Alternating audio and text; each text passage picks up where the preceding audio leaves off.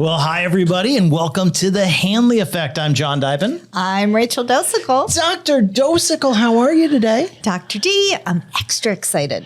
You know, because we've got extra guests, we actually have a twofer. It's a BOGO. And one of the BOGO is somebody who, I haven't told you this yet, I used to refer to as the mayor. The mayor. Well, mayor. I actually have heard him referred to as the mayor. Yes. But we have today two really, and I want you to know, if you're new to this show, we do a lot of beautifully brilliant banter right now. It's so funny. Everyone loves it. Everyone Not loves really. it. We love it. We love it. But I'm actually going to get right to our guests because I know that they have a lot to talk about and a lot to share. But it's going to be confusing. Tell me. Because they have the same name. Who knew? They're both named Walsh? Yes. Well, no. Yes, no. Yes, no. So we have Michael Walsh and we have Michael Appel with us here today. Mike and Mike, as we call them in Hanley. I just made that joke up. If anybody is like the Walsh thing, that was pretty funny, if you ask me. That was pretty sharp. Okay, thank you. Thanks for giving them kudos. Yeah. Yes. For you're taking care of me. I appreciate it. Well, you guys, we want to take a minute and let you guys talk a little bit about what you do. But what I want people to know is, there is nothing like being in crisis, and especially in crisis when a loved one is in crisis. I've been the person with family members in crisis. And I can tell you everything, every other distraction in the world and everything goes really pinpoint. And all that matters is dealing with the crisis. And when these two mics, what they do is they're kind of the 911 when people have crisis, their loved ones who are struggling with addiction and mental health conditions. And it's not the only place where they meet people. But what I want people to know is, like, when you're in crisis, these are the guys that you call. So Mike's, thank you guys. See, it's confusing. Thanks for having us today. Yeah. And so Mike Appel, just kidding. Yeah. Appel. But I was thinking, who's gonna go first? You've got A. Yeah, I got A. And we know Mike Walsh real well, and we know we might not get to. The apple. That's right. At the apple. Give me 3 minutes and then we'll do 42 for And we Walsh. have to give him a hard time. So that's going to be You part of bet. his. Mike Appel, tell us a little bit about you, who you are, what you do, and a little bit about why you do it and how you came to this. So interestingly, the only video that exists of me online is a Hanley video, a testimonial from about 15 years ago. Yeah. And I have to say that it's only gotten better and better. I got sober July 10th of 1996. And I was just researching, like looking back, and I did the old fashioned. I was a tech at Hazelden out in Minnesota, and worked in a detox center. And I realized that, people told me that I was uniquely qualified to work with addicts and alcoholics. And my life was a disaster. And I had been in multiple treatment centers and most recently was dead for 7 minutes and was resuscitated and made my way to Minnesota and just started listening to folks, right, for the first time. And I wanted to do about 10 other things, but I just kept on coming back to working in what I used to think working in recovery, but working in the disease, right? Mm-hmm. So as we work in the disease and we occasionally get this witness recovery. And back then, early days of the internet, when I got trained by a guy that got trained by James Fearing, okay?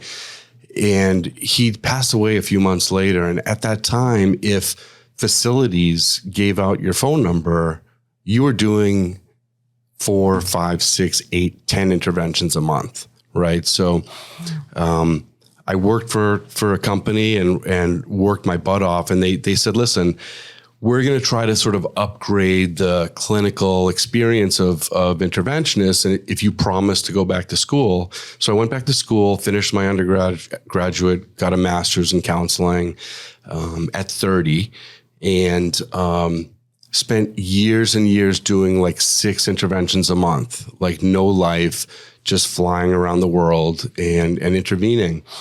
And eventually I moved off on my own. I made a decision that if I did an intervention in January, in February, when the families were calling me, I didn't necessarily remember them, right? And it felt horrible, right? And it was a event.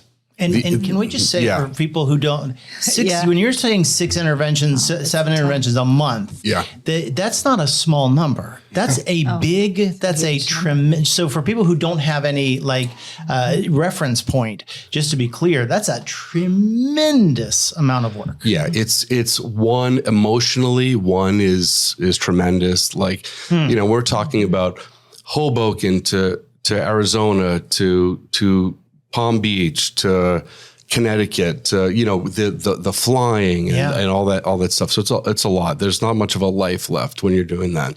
But I realized that I loved working with families long term, that working with the families and having the intervention process, which by the way, over the years has changed in ways for me and lots of folks, a little bit less confrontational, a little bit more loving, a little bit less frightening. But I started crisis case management thinking, okay, we're going to do less interventions and we're going to really try to get families to sign up and work with us for 3 months, 6 months, 9 months. So before the treatment experience, through to help them navigate it, and then after. And that's what I've been doing. We've been doing for decades. Michael, there's a third Mike, which is Michael Burba, who's my partner. Very confusing. Which is very confusing. He's actually in London right now doing an intervention, and he's on the West Coast, and we have a team of clinicians, and we typically have. A couple of years ago, we were as many as 55 family systems we were working with at any given time. Right now, it's probably a lot closer to 30. But we work with families long term, and I absolutely love it. And the families love you all. I mean, it's interesting hearing the early part of your experience and that sort of one and done approach.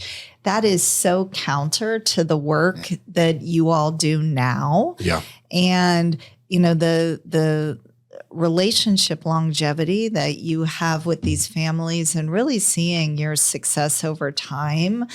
I love how you said, living in the disease and periodically getting to witness recovery.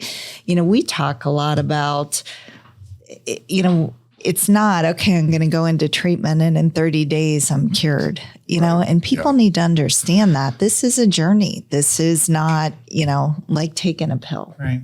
And even more importantly is that switch from what you're describing is we're not doing interventions on just these individuals. We're intervening on family systems. Yeah. And that's where you get that second order change, that real long-term lasting change. That's where success comes from. I had been doing interventions 10 years, and my dad, who's in long-term recovery, said, wait a minute, do you get paid if they don't go? I'm like, Dad, what do you think that I do? What do you think it is that I do? And this is a man who's in long-term recovery. And I had to explain to him, I'm like, listen, the success is us changing the family system, right? We have an opportunity to change 5, 6, 7, 10, the whole circle, this whole circle of the family. And generations. And generations. We don't always get to get the effect we want with the identified patient, right? There's times that we don't have success in getting them to treatment, or they go to treatment, they won't follow. But that is really what success is for us. And that's why, like, holding the family's hands long term is where it's at for us. And the change I saw that Michael brought to me a couple of years ago. We've been friends for a long time and colleagues, but he put it this way, I'll paraphrase, but he said, I used to be an interventionist who did some case management, and now we're a case management company that does some interventions. Mm-hmm. And the case management piece of this helps us help more people in more various ways. And like you said, it's generational. I was lucky enough on Sunday, my phone binged on a Sunday morning, which it often does, as John knows. And I opened it up, and there were 4 pictures from a guy I worked with 6 years ago. His parents had called me, and I just went and had a cup of coffee with him. And gave him some advice and helped him get into a program. And he was in the delivery room with his wife. And there's a picture of he and his wife waving to me. And he just said, I just wanted to let you know that we're all so grateful this wouldn't have happened without you. And that's unbelievable. Those moments, yeah. I just want to stop, though. I just want to pause. I hope our listeners just heard the story and the laughter. So, the absolute joy, Mike, that you bring to recovery is, I think that's, I've known you since 2010. That is what I love about you. And, we talk about this life beyond your wildest dreams. That's what people, they can't even conceive. And it usually doesn't come for a couple of years. You are the epitome of that, and the joy that you bring every day. I don't think I've ever seen you in a bad mood. He's the least polarizing person that I've ever met. Everybody loves Michael Walsh. And in case anybody's just listening and not watching, that's right. We're not Michael Walsh. The next Michael is talking now. Yes. And again, I've been blessed. Thank you, Rachel, and thank you, John and Mike. But I really, they say this is a gift. I've been given so many gifts by this opportunity, and I want to thank Jack and Mary Jane Hanley. Not only for being a huge part of my early recovery while I was in treatment, but when I went to work in this industry. And I tell sometimes for Hanley, the first time I met them in person, I might have met them at the golf tournament, John, before that. But they invited me, the first time I left Hanley, I was moving on to take another job. And they invited me up to the country club in Vero Beach. And I had lunch with Jack and Mary Jane, and they congratulated me, and they thanked me for my service, and asked me what I was going to be doing next. And it was that spirit of giving, I think, that, Jerry Singleton, who was the executive director way back when, instilled in me, because I grew up with a dad who always said, find something you love to do, you'll never work a day in your life. And my dad, God bless him, never got there. He and I worked together until I got sober, and I went back to school like Michael and got a master's of counseling and got into this thing. And I remember being at a conference, and I heard this social worker from West Virginia, and she looked out into the audience, and it was mostly therapists in the room. And she said, if you're sitting in this room and you don't love what you do something else. Yeah. And she went on to explain how important what we do is. And, it's not glorious a lot. And it's hard, and we see a lot of tragedy. But if we can show up and bring, our best selves and have a good attitude and maybe light that fire in someone else, we can change generations. And there's not a lot of industries where you get to do that. So. No. Right. No. And it's, doing that is I'm thinking, and we've known each other for a long, long time. Both Mikes, Mike Walsh and I mean, we've worked together side by side for years. And I'm thinking about how relevant, because I'm looking at two guys that I know work really hard at having healthy spiritual programs.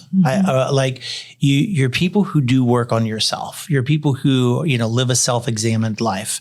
How important, how relevant is that to what you do? Do you think you could do what you do and just, not really live a self-examined life or have a spiritual program or Good question. I think we know people who do. Yeah, not a chance. Not a chance. I learned early on, I saw in the inpatient environment and in the, really those front lines, clinicians that had been working for decades that really believed their job was their recovery, right? Because of course we have lots of recovering folks that end up in our space, right? And so many I saw that were miserable and in pain. And it was very simple. And it clicked for me real early, that these folks were, and which is, by the way, I do pretty much the same things today that I did back then, right? My personal recovery, my personal journey and taking care of myself. It's just, life gets bigger and more complicated, and kids and, aging folks and bigger responsibilities. But I know people can do it, but this is also another reason why CCM, crisis case management, we are a team. Mm-hmm. About 15 years ago, I was still, before Michael Burba, very much on my own, right? And just like I wouldn't want to recover alone, I wouldn't want to do this work alone, because it's really like, I remember expecting my son 15 years ago, and like I was in Hoboken, right? And I'm like, when am I going to have like a normal life? And I just needed to be able to blow off the steam and be able to talk to someone, and, to be able to share and remember, like, you hear these stories, like, even if we got one of those stories of recovery, like, this whole thing is worthwhile, right? Yeah. But we don't. We get dozens, if not hundreds, right? If not thousands of families we get to affect. And I can't imagine doing it without self-care. I could go on for 45 minutes just on.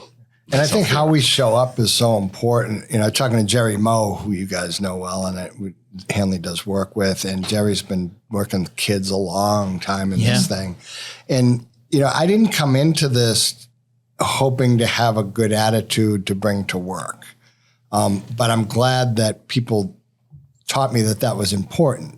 Jerry Singleton, who I mentioned, the first day, as Mike said, I thought I worked in recovery, and he said, no, you work in the disease. And I'm not talking about the patients. Right. He said, you're going to do this, you need to take care of yourself, or, it won't end well. You also take care of not just the family. So you interface a lot of times with our admissions team. Yep. And one of the things that is particularly relevant to what you're talking about is the way that you come and you work with that group. You come with kindness, you come with compassion, and you come with empathy. And I have never, just being in your presence is like, it's a feel good thing, right? Because you come with all three of those each time. And I see the effects on admissions. I've never even thought about that. There is no one in the world that's like, oh, I don't want to talk to Mike Appel today. Right. Or, oh God, that Michael Walsh, he's such a jerk. You're absolutely right. I haven't even thought about that, but it's a feel good when, you always bring your patients. The person is not sent ever to our facility without you all. And then you go over and you spend some time with that team, and they're better for it. You lift them. Thank you. Well, thank you. And again, I think we both had great mentors. And, I remember early on, John Southworth used to talk about the overnight nursing staff and talk about a thankless job sometimes. Right. I mean, most of us are sleeping when they're seeing people at their worst. Right. Yeah. And, to see a bright smile on their face when somebody pays attention to them at 2 a.m. And literally, we just want, he coming from Hoboken to Florida, he just wanted to drop the patient off and go to the hotel room. But taking that extra minute to ask them how they're doing, can make a shift. Yep. I mean, again, those are the people that are working the hours that, all the rest of us are usually home in bed. Yeah. I have a family question for them. I think you should ask it. Okay.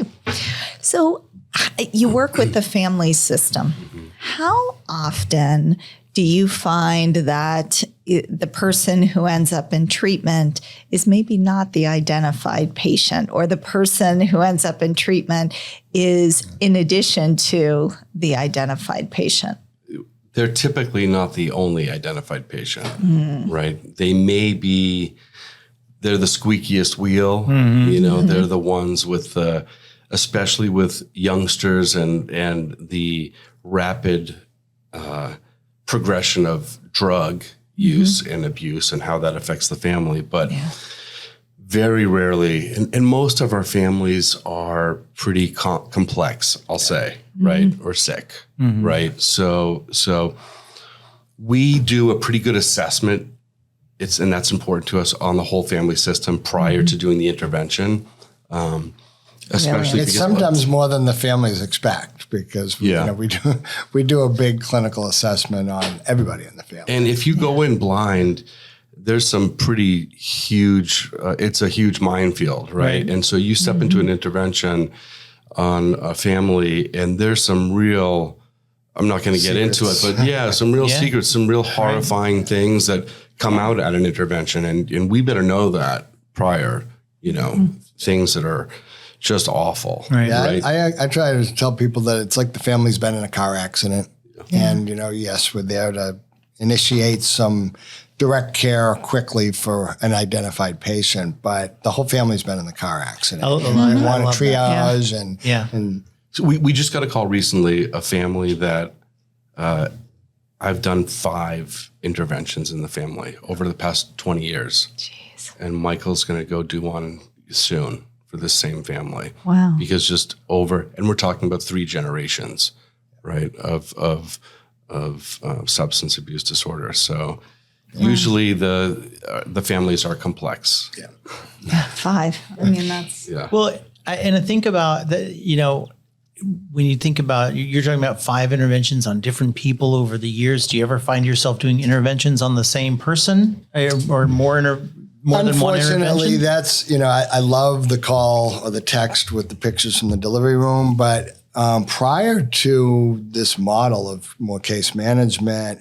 often that's what it was. When, I would hear from people when so-and-so relapsed and needed to go to treatment again, who called me after a brutal intervention. I was in North Carolina. I'll never forget it. I was questioning what I did, and this poor woman was, yellow, and her jaundiced, and her husband and daughter were pouring out their hearts, and she just wasn't accepting help.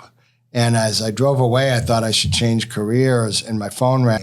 It was, I think, his 1 or 2 year anniversary, and he said, "I don't want to bother you, but I want to thank you. And, I'm having another baby, and I'm taking over the family business." Yeah. And I was just like, "You have no idea how much I needed that call today." We get a little bit more of that now because we're tied into the family. So it's not uncommon to do another intervention in some generation of that family system. Michael and I all tell stories to our coworkers about families that, have invited one of us to their kids' graduation or a wedding or, Bris. whatever. Bris. I mean, you cover it all. It's my first breath. And I wonder about that, and I think about that because I think that people hear, someone's had a relapse, or this family, there's multiple things, and I think sometimes people will say, "Man, at what point do you just give up on people? At what point do you just say enough's enough?" Never. Why? Tell me more about. There's a woman, I don't remember her name, and I wouldn't say it anyway, but she was 89 when I rolled her into Hanley in a wheelchair. She had fallen and broken her pelvis drinking with the maintenance man at the retirement home. And I even questioned her daughter at first. Maybe she was too old. And long story short, we intervened. I rolled her into Hanley, and she was not healthy. 2 years later, I saw her in Coots picking up a 2-year medallion. She had just come back from a 6-month trip around the world by herself. And I love that. I love that. By the way, I had an 89-year-old at Hanley as well. Yeah. all right, the competition comes out. Yeah. 89. But I mean, I love that story, and I remember that specific one. Actually, I remember them both. But even the adult children were like, "Is it really worth it? Do we?" And they feel guilty. They're like, "Well, I don't want to ask this question." But sometimes with the older adults, that question will be, "Is it worth it?" And man, recovery is always worth it. That's what I say. It's a quality of life issue. I mean, is it gonna? What's the upside? The potential upside is she got to enjoy the rest of her life. Right. Yeah. I would always say, always support their wellness, always support their recovery, always support their health. If you choose to not to at this point for whatever reason, that's okay. Right? If you're too beaten up, if it's too painful, if you can't do it anymore, that's okay. But my recommendation clinically and also as a human being is if a friend of mine or someone I care about or anybody, let the hand always be there of if you are in a position that you can help. Because like all of us or some of us, what if, it wasn't the first time for me, right? So what if I got one shot? I wouldn't be here. So I love that. I think it's powerful. And I ask because it's important for families to hear. It's important for that it's okay. And I love the message that, you know what, if you're at a point where you can't and you need a break, man, take a nap. It's okay.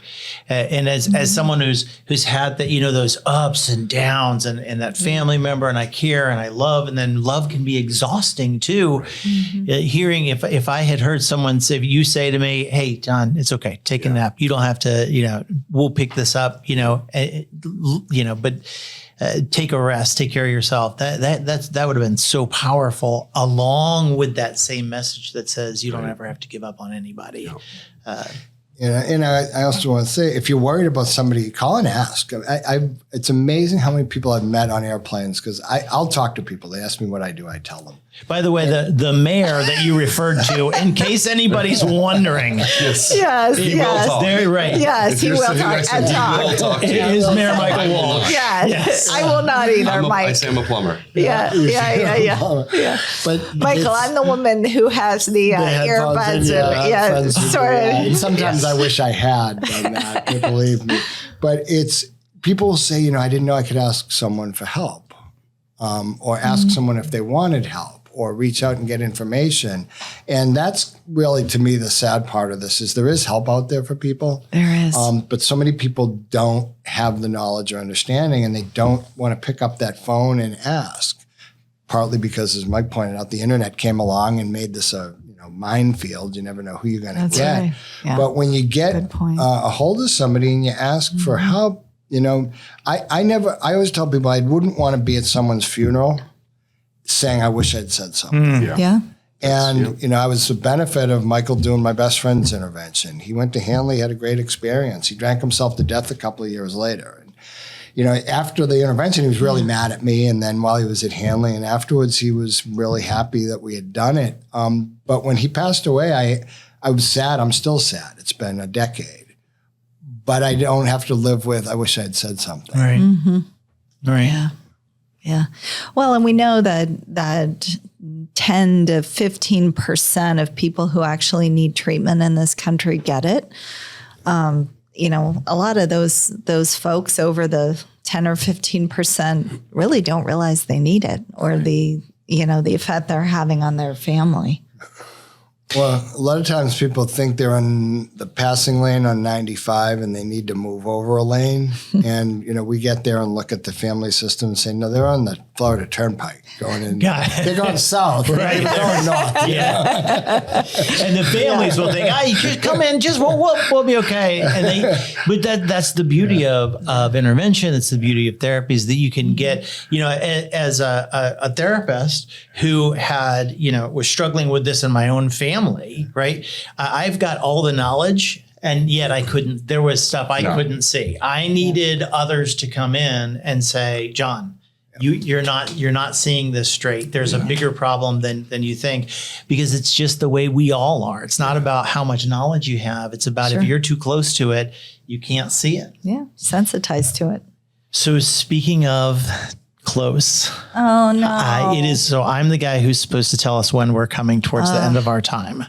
And this is a really important one, because I really want you both to, what we do is we love, when we wrap it up, we love to give our guests the last word, to think about the people that listen to this are a wide variety of people, professionals, non-professionals, people in recovery, people in need to, people who have nothing to do with it. So it's a really wide variety of people.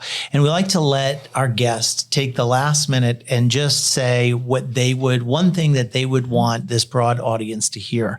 But I really want to take 2 minutes so that each of you can have a moment. And so since we started with Mike Appel, we're going to start with Mike Walsh. And Mike, I'm going to ask you to think about the people who are watching and the people who are listening.